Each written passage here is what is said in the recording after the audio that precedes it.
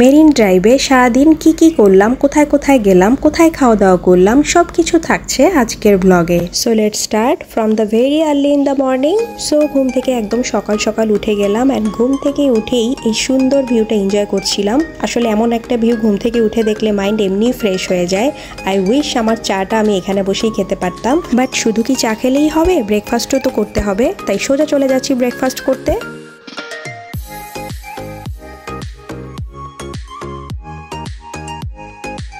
And breakfast করতে করতেই আমরা ডিসাইড করে ফেললাম যে আজকেও আমরা মেরিন ড্রাইভেই যাব, যেহেতু এর আগের দিন আমরা মেরিন ড্রাইভে গিয়ে খুব একটা মজা করতে পারিনি, প্রচণ্ড রোদ ছিল। দ্যাটস ওয়াই আমরা আজকেও মেরিন ড্রাইভে যাব। বাই দ্য ওয়ে, কাসুন্দির এই স্যুপটা কিন্তু অনেক ইয়ামি ছিল। আমি যে কয়দিন সামনে পেয়েছি সেই কয়দিনই এটা অনেক মজা করে খেয়েছি। অ্যান্ড এরপরে আমাদের ব্রেকফাস্ট শেষ করার পরই রুমে চলে গেলাম, কারণ এখন আমাদের রেডি হতে হবে। আমরা এরপরে মেরিন ড্রাইভের উদ্দেশ্যে রওনা দিয়ে দিব। বাই দ্য ওয়ে, আজকে কিন্তু আমরা মেরিন ড্রাইভে যাব এই চাঁদের গাড়িতে করে। এর আগের দিন আমরা গিয়েছিলাম যে অটোগুলো আছে সেই অটো নিয়ে, কিন্তু আজকে যাব চাঁদের গাড়িতে করে, একদম দুই সাইডের ভিউ এনজয় করতে করতে। অ্যান্ড এই যে আমরা সবাই চাঁদের গাড়িতে উঠে গেলাম।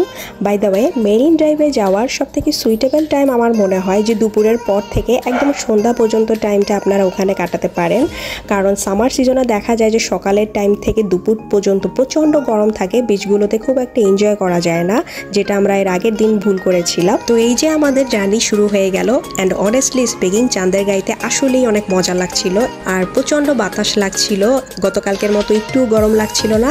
আর এই যে সেই খুশিতে দেখেন আমার মামাতো ভাই পুরা দাঁত বের করে খিলখিল করে হাসছে। অ্যাকচুয়ালি চাঁদের গাড়ির ব্যাপারটা সত্যিই আলাদা। ছোট ফ্যামিলি হলে আপনারা অটোতে করেই যেতে পারেন, কিন্তু আমাদের মতো বড় ফ্যামিলি হলে চাঁদের গাড়ি is the best option, I must say. And এই যে ওয়েদারটা জাস্ট দেখেন, হঠাৎ করেই তখন রোদটা একটু কমে গিয়েছিল আর এত ভালো লাগছিল সমুদ্রটা। সমুদ্রের ঢেউ দেখে তো মনে হচ্ছিল এখনই পানিতে নেমে যাই, বাট আমরা যেহেতু লাঞ্চ করিনি, দ্যাটস ওয়াই আমরা আগে লাঞ্চটা সেরে নিব, তারপরে আমরা পানিতে নামবো। অ্যান্ড লাঞ্চ করতে আমরা কোথায় যাব দেখা যাক।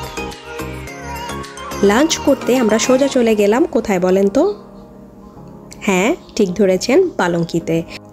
আর আমরা যেহেতু বেশ লেট করেই এসেছি, দেখা যাক পালঙ্কিতে আজকে কি দিয়ে লাঞ্চ করা যায়।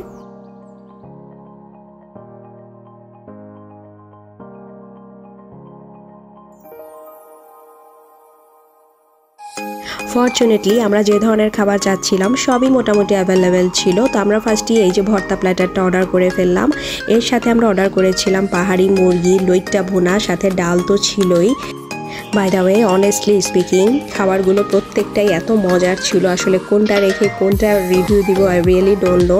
যেমন ছিল এই লইট্টা ভুনাটা, এই লইট্টা ভুনাটাও যেমন ইয়ামি ছিল, তার সাথে এই ডালটা যে ওরা কীভাবে বানায় আই রিয়েলি ডোন্ট নো। আমার আম্মু তো এই ডালটা খুবই মজা করে খেয়েছিল। আর এই যে আমি আমার প্লেটটা পুরো ফার্স্টেই ভর্তা দিয়ে সাজিয়ে নিলাম, খুব মজা করে খেয়েছি আসলে।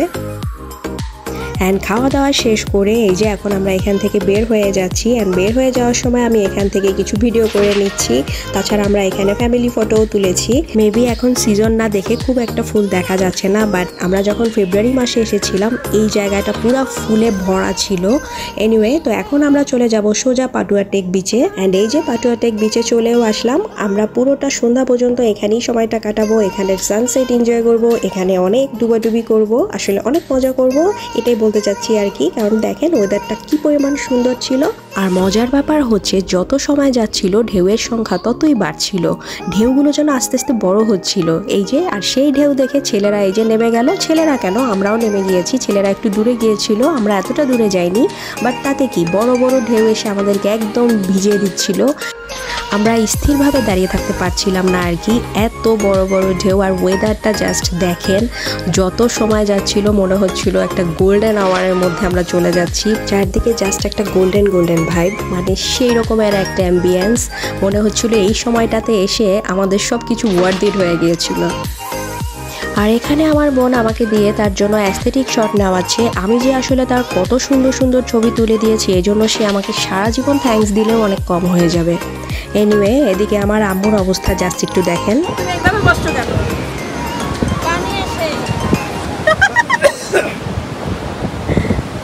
মানে পানি থেকে বাঁচার জন্য সে কোথায় উঠে বসে আছে দেখেন। সত্যি বলতে কি এত ঢেউয়ের কারণে কোনো শটই নেওয়া যাচ্ছিল না পানির মধ্যে দাঁড়িয়ে। দ্যাটস ওয়াই আমি আমার হাজব্যান্ডের সাথে এই যে একটু পাশে এসে শট নিয়ে নিচ্ছি, কারণ একটু পানির মধ্যে নামলেই মনে হচ্ছিল যে এখনই পড়ে যাব এরকম একটা অবস্থা।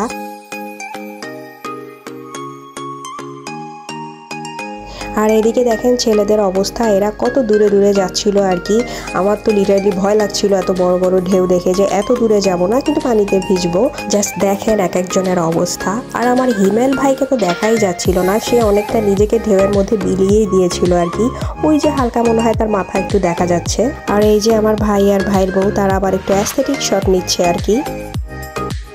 আর এদিকে আমার মামাতো ভাই আর তার বউয়ের অবস্থা দেখেন, হঠাৎ করে একটা ঢেউ এসে পুরাই এদেরকে উল্টি পাল্টি খাইয়ে দিয়েছে।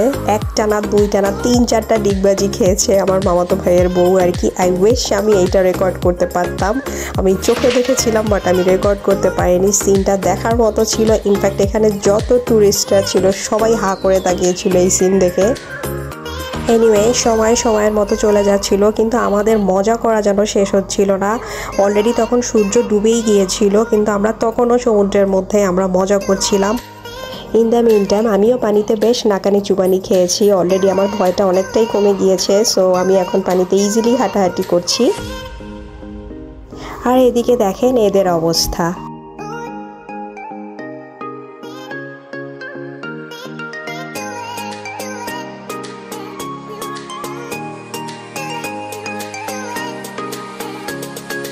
এনিওয়ে অনেক সমুদ্র বিলাস হলো, অনেক ফান হলো, অনেক নাকানি চুবানি খাওয়া হলো। এখন আমাদের পানি থেকে ওঠার পালা।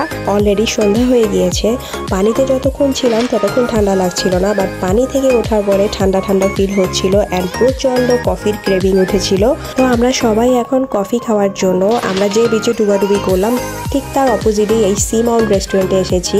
রেস্টুরেন্টটা বেশ অ্যাস্থেটিক ওয়েতে সাজানো ছিল, যেটা আমার সব থেকে বেশি ভালো লেগেছে। আর এই ধরনের রেস্টুরেন্টে গিয়ে ছবি তুলতে তো আরো ভালো লাগে।